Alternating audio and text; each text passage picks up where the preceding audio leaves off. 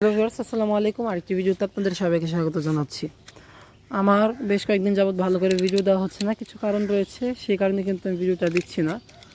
তো যাই হোক, কথা হচ্ছে আমি গাছের আজকে একটা ভিডিও দেব। সেটা হচ্ছে এই নাকচম্পা গাছের কিন্তু এখন আবার নতুন করে সুন্দরভাবে বেড়ে ওঠার সময়, মানে যেহেতু শীত শেষ, সের কিন্তু এখন যে ডরমেন্সি পিরিয়ডটা সেটা কিন্তু এখন আর নেই।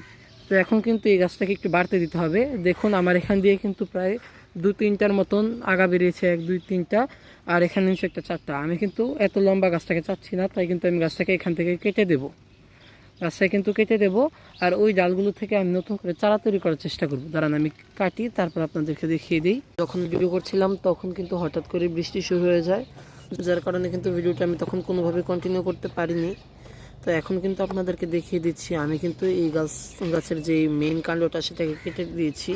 কেটে সেটা আলাদা একটা কাজে ব্যবহার করেছি নতুন চারা তৈরিতে। আর এই যে গাছের গোড়ার অংশটা, এটাকে আমি এরকমভাবে রেখেছি, আর আগায় আমি ফাঙ্গিসাইড লাগিয়ে দিয়েছি যাতে কোনো ফাঙ্গাল ইনফেকশন না হয়।